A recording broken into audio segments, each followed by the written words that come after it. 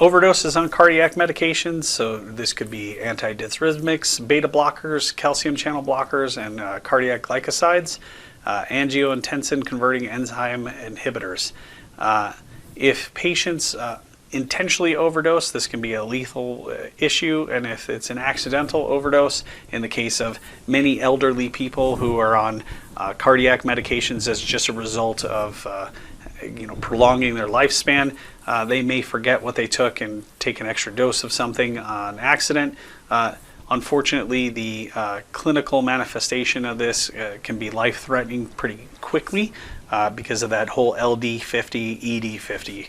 So we'll dive a little deeper into this and your treatment algorithms for how you're going to kind of take response with this patient. Now, the signs of an overdose on most of these is going to be hypotension, because that's generally what these things are trying to control, is hypertensive issues or patients that have the irregular heartbeat, and we're trying to control the rate at which their cardiac contractility is happening. They will have weakness and confusion because now they are hypoperfusing, nausea and vomiting because of the shock-like state. They may have a rhythm disturbance because of the drug that they're using, and some will have a headache. Again, this is mostly related to the hypotension, and then difficulty breathing in regards to any of the drugs that will affect the angiotensin system in the body. These patients need to have a patent airway. You're going to put them in a position of comfort. You're going to give them oxygen to make sure that they are oxygenated at 90 to 94%. Establish vascular access, because you may need to administer quite a bit of fluid to get their blood pressure back up and get them perfusing normally again. This is a good thing to contact medical control for if you have a long or prolonged transport. Otherwise, getting the appropriate facility correct is paramount to their survival of this unintentional overdose most of the time.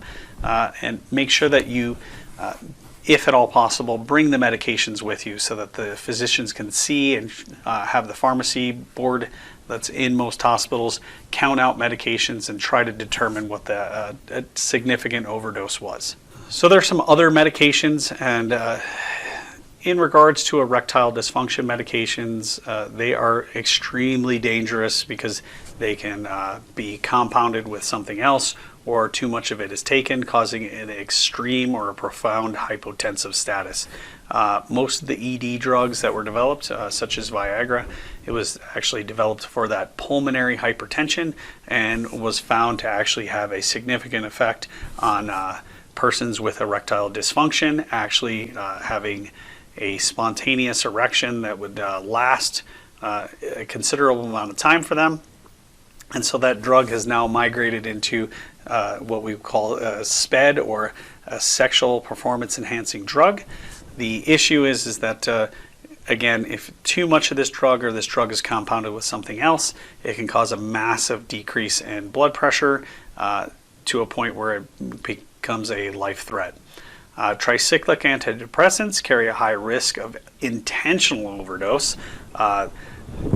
The idea that this is for antidepression already should trigger that patient is a risky patient, and that the issue with tricyclic antidepressants is that overdosing on this particular drug will cause an arrhythmia that will ultimately end up in cardiac arrest. If you have a patient who is on some kind of tricyclic antidepressant, you want to identify that as quickly as possible. And there are several different versions of this drug that you guys should actually kind of commit to memory if you can. They are a rapid transport, and you're going to absolutely try to rendezvous with ALS if you're unable to get to the hospital before you can meet with them. Maintain their airway. Give them the supplemental oxygen, try to keep that oxygen saturation at 90 to 94, get vascular access, and try to get them a fluid so that you can keep their blood pressure up and manage the hypotension. MAOIs are another drug that are used for depression, and these can cause hypertensive crisis if they're taken with pteramine containing foods. Again, if you give this with fentanyl, there's unpredictable and again, if you give fentanyl to somebody who's on MAOIs, this can have an unpredictable effect because of the potential to potentiate one another. So make sure that you're being very cautious with patients who are on MAOIs, and there are several brand names to this as well, so make sure that you kind of brush up on these particular drugs. This again is one of those things that if you're getting a complete history on patients, you really want to kind of understand the drugs that they're taking and why they're taking them, and then have trigger names to particular drugs that are being used for treatment of other medical conditions and how they're going to affect your patient's outcome. Unfortunately, there's really not an antidote available if they've taken an overdose of an MAOI, and all you can do is supportive care and get them to the appropriate facility. If you're allowed to use activated charcoal, it may be recommended by medical control. SSRIs are still, yet again, some more drugs that are used to treat depression. Many patients that take an overdose of this may be asymptomatic initially, and then will end up having symptoms of nausea, vomiting, dysrhythmias. They could be sedated, have tremors or agitation. I mean, they're wildly different. It's unpredictable on how you're going to end up with this. Again, this is supportive care. You should establish vascular access and support the blood pressure and try to keep that oxygen saturation between 90 and 94%. Lithium is a powerful drug that is used in the treatment of depression or paranoia. It unfortunately has a very narrow window of the effective dose versus a lethal dose. And so this could be something where a patient is taking that particular drug and they build up a very significant level of lithium in the body, which will cause a kind of chronic overdose-like symptom. Again, unfortunately, this is supportive care. So rapid transport is really needed for this particular patient. Supplemental oxygen and maintaining blood pressure is really about all that we can do. So again, this is just knowing that this particular drug has a very small window of therapeutic effect before it becomes toxic. And as long as you understand that, you know that that patient's not one to kind of sit unseen with. We need to get them to the hospital. NSAIDs are unfortunately one of the more drugs that people overdose on, whether that be unintentional or intentional. And some of the real issues with, say, Tylenol is that there can be significant problems when somebody utilizes acetaminophen as a go-to for all pain. There is serious hepatic toxicity when that drug is used on a regular or chronic basis, as well as the other ones. All of them have their own issues, but the more primary one that we're talking about, where there's going to be an immediate life threat in the case of an overdose, is going to be acetaminophen, and time is of the essence, because if we don't get the antidote or the binding agent into the bloodstream quickly, the perpetual and unreversible damage to the liver is going to be a result. Care in this is also going to be just supportive. You're going to give them oxygen if they need it. You're going to monitor blood pressure and give them fluids as necessary. But time is your enemy on this, and getting them to the appropriate facility is more important than your treatments. All right, some of the other medications that are over the counter are salicylates, which is really, it's just aspirin. An overdose on this particular drug is a life threat. There are some significant problems that come about from it. Unfortunately, there's no antidote for it, and in the case of children, this can be exceptionally life-threatening.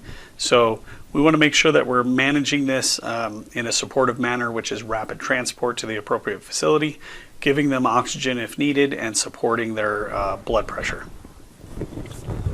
We've already talked about acetaminophen, so I'm not going to go over that again. But as you can see, it needs to be the antidote needs to be given in less than 8 hours after the ingestion. If you don't know, the antidote for acetaminophen is acetylcysteine. Okay, we're going to talk about GHB, which is gamma hydroxybutyrate. This is otherwise known as a roofie. This particular compound came to light because it was used as a date rape drug. It will produce a very pronounced hypnotic effect with a complete reduction of inhibitions. It will make the patient or the victim severely passive, and they will tend to have some kind of amnesia to the event. If you run into this, it's kind of hard to determine. You should have a high index of suspicion based on the historical event.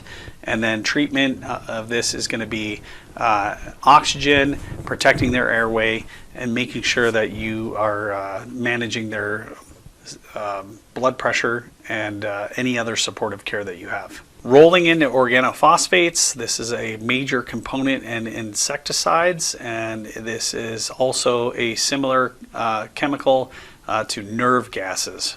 Organophosphate poisonings tend to require atropine. In the case of a dual acting agent like the Mark II kits, that would be atropine and 2-PAM. As we get into the organophosphate overdoses or exposures, this is where the acronym SLUDGEM or dumbbells comes in, or the mnemonic as it says on the slide. When you're looking at this, this is giving you the signs and symptoms. That's the anxiety and restlessness. They have headache, dizziness, confusion, tremors or seizures, dyspnea, and respiratory depression. They'll have some kind of lacrimation, and we can kind of go through that mnemonic in class, but you guys should just know that they're excreting from everything that they can excrete from, and that would be the nose, the mouth, the anus, urination, and tears.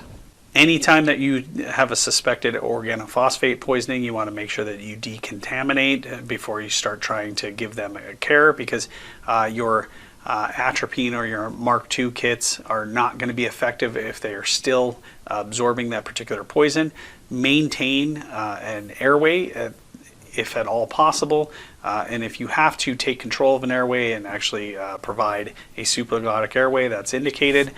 We're giving oxygen to support that 90 to 94%, vascular access to try to keep the hypotension from becoming profound, and then we want to make sure that we're intercepting with somebody that has more of that particular drug or additional doses of atropine because of the short half-life on this.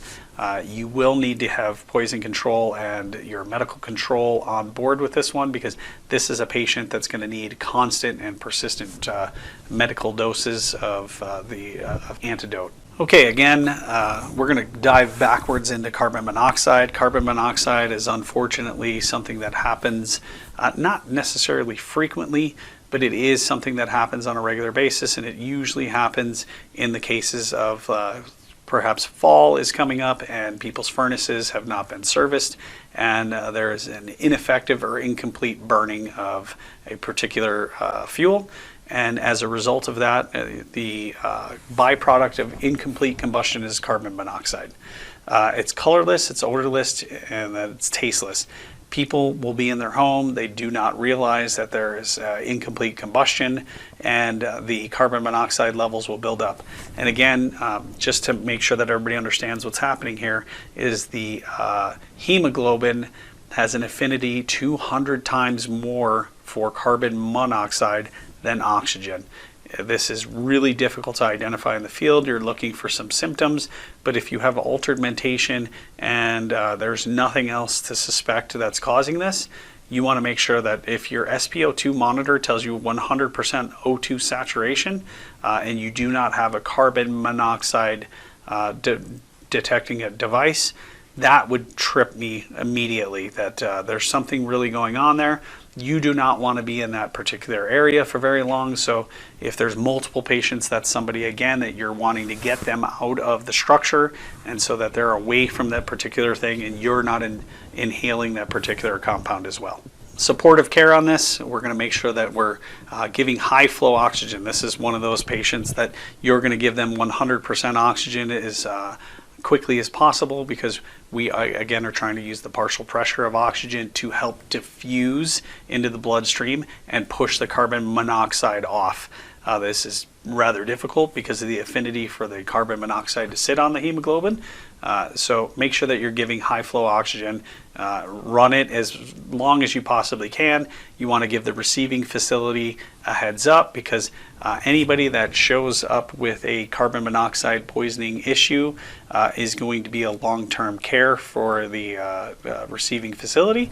One of the old treatments for that was a hyperbaric chamber. And in our local area, there are no hyperbaric chambers anymore to help kind of push this off.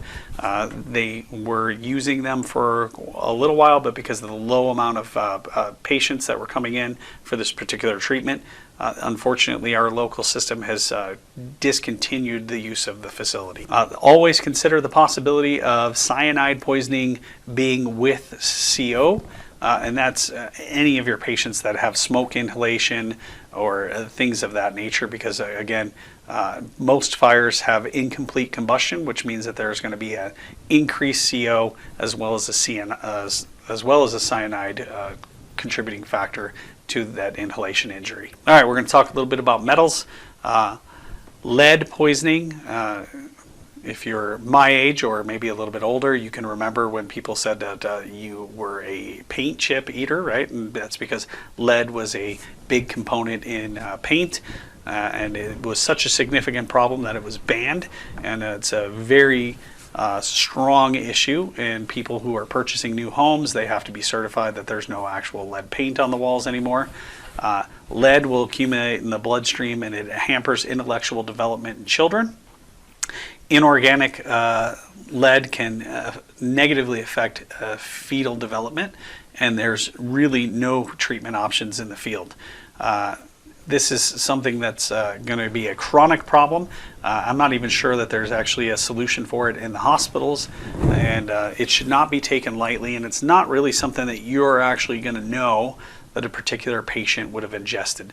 The only thing that I could imagine you coming up with is the lead wheel weights maybe being chewed on or swallowed by a small child on accident. And obviously the issue there then is trying to get them to vomit this back up or have it lavaged out of the GI tract before too much of it is broken down and ingested into, or I should say absorbed from the GI tract into the bloodstream. Iron. This is another kind of metal that can be ingested, and then it can cause some kind of GI toxicity, which, I mean, when we say anemia, we're talking about low iron, right? That this particular patient does not have enough red blood cells or higher iron content in the bloodstream. The same can be true if they have too much, right? We don't want them to be toxic with it, and there's little to nothing that you can do for this in the field. Chlorine gas, we talked about early in the lecture. This can be made rather easily by the inappropriate mixing of household bleach and ammonia.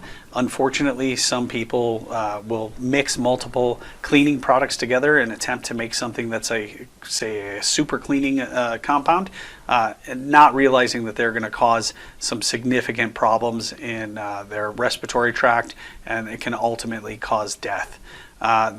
The biggest thing that happens when we have some kind of chlorine gas is that there will be a burning sensation in the eyes, nose, and throat. If it gets to a significant inhaled amount, it can cause altered mentation and then ultimately death. Cyanide, again, is that compound that is a byproduct of burning plastics and stuff like that in fires or some kind of industrial exposure.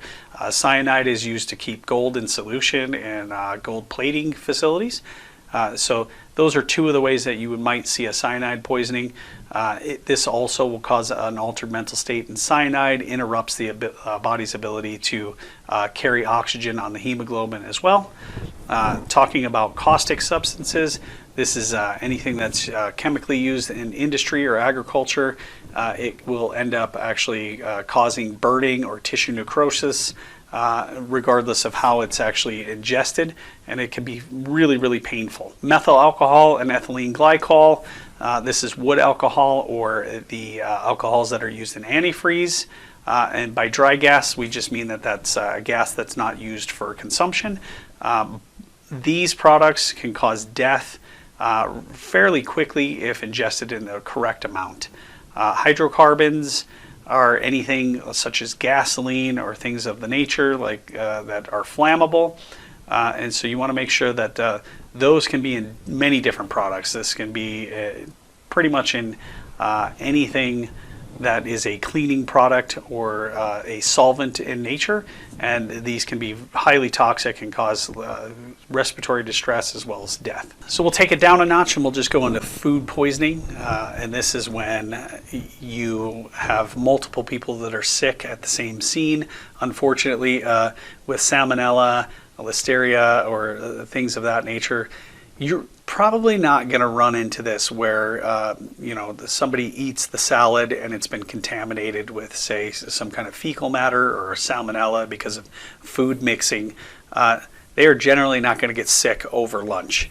What we're looking at when we say 2 or more people are sick at the same time at the same scene is perhaps a family went out to eat, or a family had something to eat that was prepared at home, and they all got sick resultantly after the same meal. I would not expect to see multiple patients sick at the restaurant or the cafeteria. It's going to take a little while for this to kind of become an issue, but more often than not, if there's a significant outbreak and people becoming sick from some kind of food poisoning, it will be traced back to that particular restaurant or cafeteria. So the bigger symptoms in food poisoning are going to be nausea, vomiting, and diarrhea. And really this is supportive care. Remember that people who have vomiting and diarrhea are going to quickly become dehydrated, and so we want to make sure that we're establishing IV access and supporting their blood pressure. Moving deeper into poisonous plants, there are a few plants that are poisonous. Deaths are rare, but you want to make sure that you're using rational judgment on what may be poisonous and what may not be poisonous. So that would be like nightshade, castor bean, but both of these plants that I just mentioned are quite often used as decorative plants in people's gardens. And so make sure that you kind of figure out what's going on. Unfortunately, a lot of times, like in the case of a castor bean, the seed pod or the bean from that actual plant is actually fairly pretty, and so small children may want to handle these, and unfortunately most children tend to explore things with their mouth, and they may unintentionally swallow 1 or 2 of these seeds, which could end up causing enough poison to get into the body. Here's just some pictures of these different types of plants, and as you can see, if you're looking up on the top row and you see the large seeds there, that is the castor bean plant. And the pod directly below it is the actual seed pod for it. It's not showing the plant, but these plants tend to develop a dark maroon kind of leaf set and stuff like that, which gives some of the appeal to some people. A bunch of these other plants, I'm not very sure of their scientific name on there, but like the picture E, which is in the lower left corner, looks like a foxglove. Or something along those lines, and A looks like a hosta of some types. There's more pictures of different poisonous plants. You guys would have to go through and kind of look and see exactly what these plants are. I couldn't name them off the top of my head. So that's about it for toxicology and poisons. There's a ton of fascinating information in regards to what can be considered poisonous. And just for instance, water is actually a very toxic substance if consumed in too large of an amount in a single day. So this can go many different directions, and if you're fascinated by things like that, I would really, really strongly suggest that you guys kind of start looking into these kind of topics and diving in for the research on your own. You can become very effective in mitigating certain issues if you actually understand the process by which many toxins work, and as you progress in your career, that can be a very rewarding situation to be part of. If you guys have any questions that I haven't answered in the lecture, please email me or come see me after class. We're always happy to kind of get into this a little bit deeper. I know that my knowledge increases on this considerably the longer I go in my career.